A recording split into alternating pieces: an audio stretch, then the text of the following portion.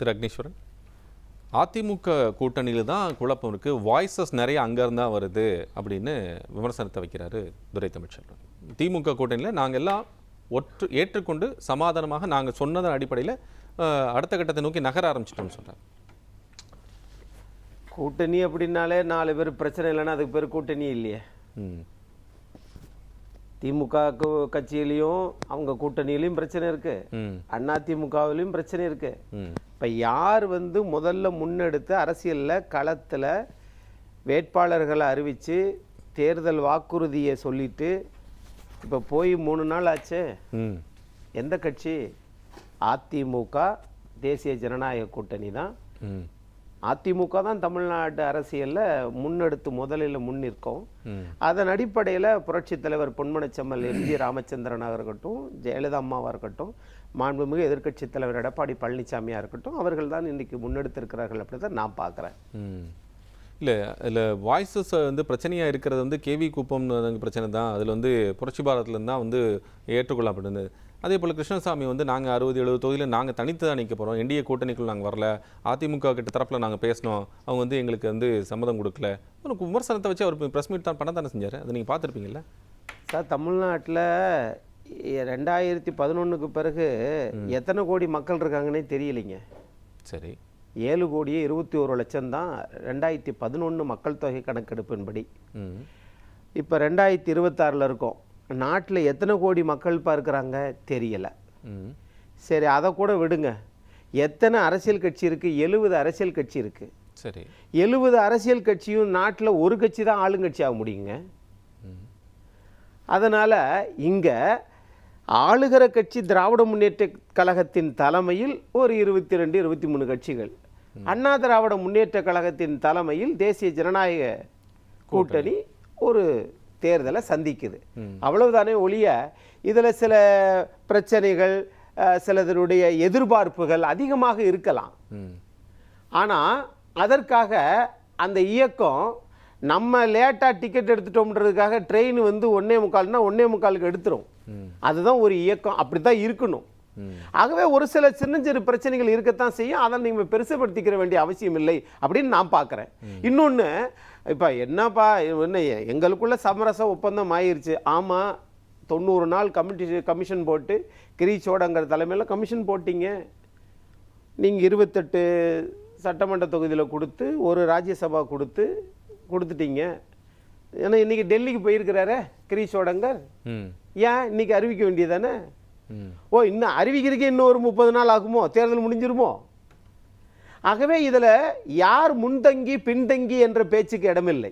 எல்லா கூட்டணியிலும் பிரச்சனை இருக்குது, அப்படிதான் நான் பார்க்குறேன். எங்கள் கூட்டணி இல்லைன்னு சொல்கிறாரு. எங்கள் கூட்டணியில் அக்செப்டன்ஸ் வந்துருச்சு, ஆனால் இந்த அதிமுக கூட்டணியில் அக்செப்டன்ஸே வரலைங்கிறாரு. அங்கே என்ன அதிமுக செயல்பாட்டுக்கு வந்துருச்சுங்க, திமுக ஏங்க செயல்பாட்டுக்கு வரல? 196 தொகுதிகள் போயிருக்கிறாருங்க, ஏன் நீங்க வரல? ஏன் ஆரம்பிக்க வேண்டியதானே? நீங்க தான் 2017 இருந்து தொடர்ந்து நீங்க கூட்டணியில் தானே இருக்கிறீங்க. யுனானிமஸா ஒரே பாயிண்ட்ல நாங்க நிக்கிறோம். அந்த பாயிண்ட் அதிமுக தரப்புல இருக்கா? நீங்க அதிமுக சுமூகமாக 16 அமைச்சர் தொகுதிகளை தள்ளி விட்டுட்டாங்க கூட்டணி கட்சிக்கு, எதிர்கொள்ள பயமாக இருக்கிறதுன்னு விமர்சனம் வைக்கிறார் துரை தமிழ்ச்செல்வன். என்ன சொல்றேன்னா, இது எல்லா இடத்துலையும் எல்லா ஊடகத்திலையும் இந்த ஒரு இது வைக்கிறாங்க. ஏன் சார் அந்த 16 அமைச்சர்கள் என்ன சார் வானத்திலிருந்து குதிச்சு வந்தவங்களா சார்? அந்த 16 அமைச்சர் மீது என்ன சார் அப்படி என்ன சார் அதானி அம்பானியை விட பெரியவங்களா சார்? எல்லாத்துக்கும் ஒரு ஓட்டு தான் சார். திண்டிவனத்தில் ராம்நாத் கோயங்கா நிற்கிறாரு, அதை எதிர்த்து நின்றவர் ஐயா திருக்குறள் மூணுசாமியை. ராம்நாத் கோயங்கா தேர்தலுக்கு முன்னாடி அந்த ஹெலிகாப்டரில் விமானத்தில் சிறிய இதில் சிறிய விமான ரகங்களில் பணத்தை, நாளைக்கு தேர்தல்னா பணத்தை போடுறாங்க. சரி, ஆனால் ராம்நாத் கோயங்கா தோல்வியுற்றார். திருக்குறள் மூணுசாமி விமானமும் வாங்கல, பணமும் போடல, அவர் நாடாளுமன்ற தேர்தலுக்கு வெற்றி பெற்றார். ஆகவே இவங்க என்ன நினைச்சுக்கிட்டு இருக்காங்கன்னா, இல்லைங்க 16 சட்டம் தமிழ்நாட்டில் மொத்தமே அமைச்சரே 16 அமைச்சர் தானா, 14 அமைச்சர் தானா, மற்றதெல்லாம் இல்லையா? அது ரொம்ப இலகுவாகி விட்டதோ? எது அந்த அமைச்சர்கள் தொகுதிகளை மற்ற கூட்டணி கட்சிகளுக்கு நீங்க ரொம்ப பெருமையா நினைக்கிறீங்களோ? எல்லாத்துக்கும் ஒரு ஓட்டு தானே சார். சார் நான் இப்படி கேட்கிறேன், உங்க இந்த இந்திய திருநாட்டுல இந்திரா காந்தி அம்மா எவ்வளவு பவர்ஃபுல்லா இருந்தாங்க. எமர்ஜென்சி பீரியட்ல ஒட்டுமொத்த பீகார்ல வந்து ஜெயபிரகாஷ் நாராயணிலிருந்து கர்நாடகாவில் நிஜலிங்கப்பாலிருந்து தமிழ்நாட்டில் காங்கிரஸ் நம்ம காமராஜர் ஐயாலிருந்து எல்லா பேத்தையும் இரவோடு இரவாக நள்ளிரவில் கைது செய்தார்கள். ஆனால் அவங்க தலைவர் நீங்க சொல்லுவீங்க, அதுதான் நீங்க இருக்கீங்களா, நானும் சேர்ந்து சொல்றேன், அப்புறம் எதுக்கு அங்க அதான் சொல்ல வந்தீங்க. ஆகவே இப்போ இவங்க நினைச்சது என்னன்னு கேட்டீங்கன்னா, அப்படி இருந்தவரையே எதிர்த்து அரசியல் கோமாளி என்று சொல்லக்கூடிய பொலிட்டிக்கல் பஃபன் அப்படின்னு சொல்லக்கூடிய ராஜநாராயணன் பிரதமர் இந்திரா காந்தியை எதிர்த்து வழக்கு தொடுத்தார் அலகாபாத் நீதிமன்றத்தில். ஆம், நீங்கள் அரசு இயந்திரத்தை பயன்படுத்தினீர்கள், 35,000 ரூபாய் அப்பயே நீங்க பயன்படுத்திட்டீங்கன்னு சொல்லி அந்த வழக்கு தீர்ப்பாகி உச்ச நீதிமன்றம் வரை போய் வி.ஆர். கிருஷ்ணய்யர் இந்திய நாட்டின் பிரதமர் நாற்காலியில் நீங்கள் அமர்வதற்கு தகுதி இல்லை, ஒரு நொடி கூட நாங்கள் தாமதிக்க கூடாது, நீங்கள் பதவி விட்டு இறங்குங்கன்னு சொல்லி உத்தரவு வந்துச்சு. சரி, இறக்குனது யாரு? ராஜநாராயணன். அவர் பேர் என்ன? அரசியல் கோமாளி. ஆகவே இன்னைக்கு கமலா ஹாரிஸ் வந்து இந்திய வம்சாவளியா இருந்தாலும் டொனால்டு ட்ரம்ப் எதுக்குமே ஒரு கட்டுப்படாத ஒரு உலக பன்னாட்டு இதுக்கு பெரிய பேர் அரசர், அவரை எதிர்த்து நிற்கிறார்கள் என்றால் அவர்களை விடவா தமிழ்நாட்டினுடைய 16 அமைச்சர்கள்?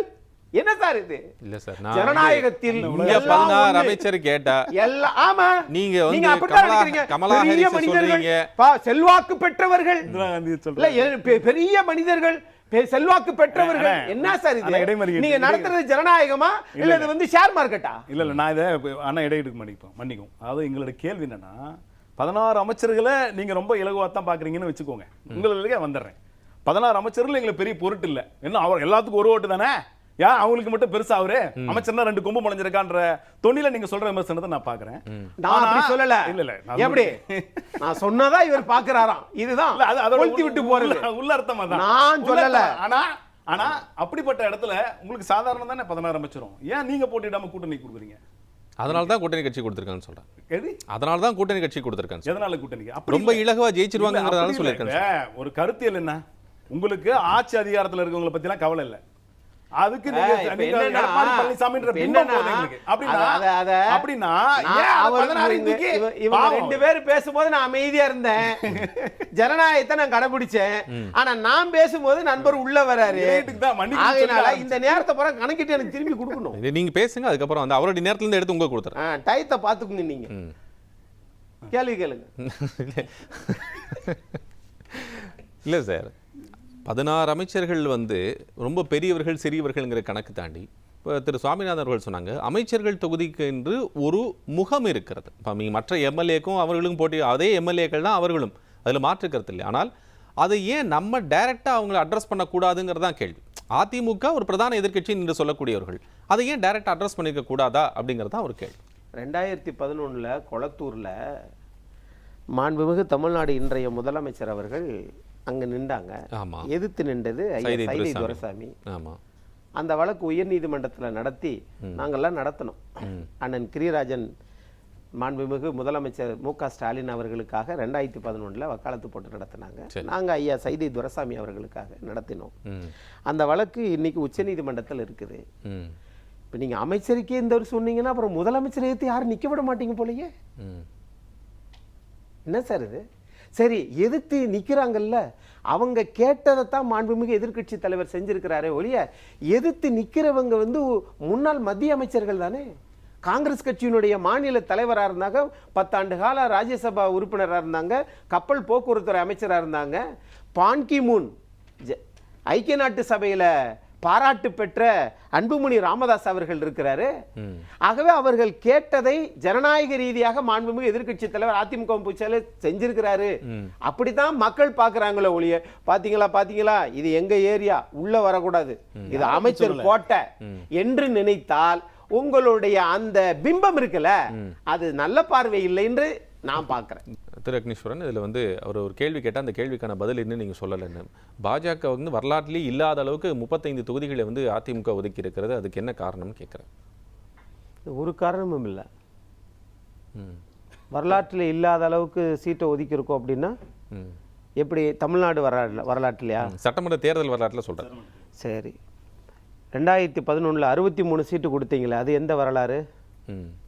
சரி, அவர்கள் இங்க ஆட்சியிலே இருந்தாங்க தமிழ்நாட்டுல. ஏங்க இல்ல, நீங்க கேட்டீங்க, கேள்விக்கு நேரடியான பதில். கேள்வி நேரடி பதில் தான் சொல்றேன். ஸ்மார்ட்னஸ் அறிவெல்லாம் பயன்படுத்தி ஒரு பதில் சொல்றேன். கேள்விக்கான நேரடி பதில். ஸ்மார்ட்னஸ், சிம்பிளஸ்ட் அதெல்லாம் கிடையாது. நான் ஒரே ஒரு பதில் தான்.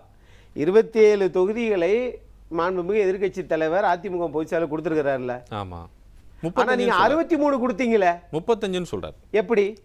நீங்க கொடுக்க போற தாமரை சின்னத்துல அது தமாக வந்து அவங்க சின்னத்துல நிக்கணும், கோர்ட்ல கேஸ் இருக்குது. இல்ல, அது ஏற்கனவே பிரச்சனை. அது தனி. இப்ப ஏசி சண்முகம் அது தனி. நம்மள பேச விடுங்க. இல்லண்ணே, உங்களுக்கு புரியலக்கா சொல்றேன். உங்களுக்கு என்ன புரிய வைக்க வேணாம். நான் சொல்ற கருத்து உங்களால ஏத்துக்க முடியலன்னா அது திரும்ப அடுத்த சுற்றுல கேளுங்க, அவர் அனுமதியோட கேளுங்க. நான் என்ன கேக்குறேன்னா, 63 எங்க இருக்கு, 27 எங்க இருக்கு, அதை விடுங்க. அடுத்தது இன்னொன்னு சொன்னாரு, அதாவது டெல்லிக்கு போனாங்க. 1980 கலைஞர் அவர்கள் டெல்லிக்கு போய், எப்ப யாருப்பா முதலமைச்சர், எம்பி சுப்பிரமணியம் முதலமைச்சர் அறிவிங்க, இல்லாட்டி கலைஞர்னு அறிவிங்க, யாராவது ஒன்றை நீங்க முடிவு பண்ணி சொல்லுங்கப்பான்னு சொன்னது அரசியல் 60 ஆண்டு காலம் அரசியல் இருந்த கலைஞர் அவர்கள் சொன்னார்கள். ஆனா இப்ப டெல்லிக்கு போயிட்டு அக்கா கனிமொழி போனா வந்து யாரும் பேப்பர்ல போட்டுறாதீங்கப்பா, யாரும் விவாதம் எடுத்துறாதீங்க. ஆனா எடப்பாடி போயிட்டு வந்தா அன்னைக்கு விவாதம் ஃபுல்லா அதான் தான் இருக்கணும், படத்தை போடு விவாதத்தை நடத்து என்றால் மக்களுக்கு தெரியாதா என்ன? இன்னொன்னு நம்முடைய சார் அவங்க சொன்னாங்க, என்ன சொன்னாங்கன்னா, தமிழ்நாட்டில் இந்த 2 திராவிட கட்சியும் தான் சின்ன கட்சியை வளரவே விட மாட்டேங்குது. யார் ஸ்டே வாங்கி வச்சிருக்கா? 79 வருஷ ஆண்டுகளில் தமிழ்நாட்டில் இந்தியாவில் 52 தானே முதல் தேர்தல் நடந்துச்சு. சரி, அதிலிருந்து இது வரைக்கும் நீங்க கணக்கு எடுத்தீங்கன்னா வெறும் 15 வருஷம் காங்கிரஸ் ஆண்டுச்சு தமிழ்நாட்டை சொல்றேன். அடுத்து 25 வருஷம் திமுக ஆளுது, 31 வருஷம் அண்ணா திமுக ஆண்டிருக்கு. இப்ப இந்த 2 கட்சி முடிவெடுக்காம வேற யார் முடிவெடுப்பா? அல்லது மக்கள் நல கூட்டணின்னு சொல்லி தனியா ஒரு 5 கட்சியை கூட்டிட்டு போய் நடத்துனது தெரியாதா என்ன? ஏன் அந்த மாதிரி உங்களுக்கு தான் நிறைய விரக்தி இருக்க.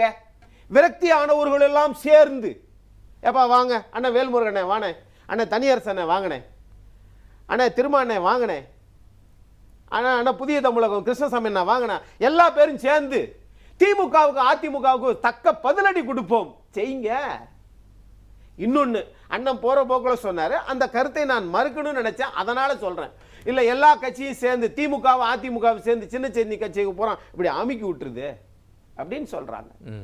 2006ல் 999 தான் முதல்ல விசிக அரசியல் இயக்கத்துக்கு வருது தேர்தலுக்கு. அதுல நின்று 2006ல் 2 சட்டமன்ற உறுப்பினர்கள் காட்டுமன்னார் கோயிலும் மங்களூரும், அண்ணன் இன்றைக்கு இருக்கக்கூடிய காங்கிரஸ் கட்சியுடைய செல்வ பெருந்தகையும் மரியாதைக்குரிய அண்ணன் திருமாவளவன் 2 பேருமே அண்ணா திமுக கூட்டணியில சட்டமன்ற உறுப்பினர் போனாங்க. காங்கிரஸ் கூட்டணி அதே மாதிரி திமுக கூட்டணியில நாடாளுமன்றத்துக்கு போனாங்க.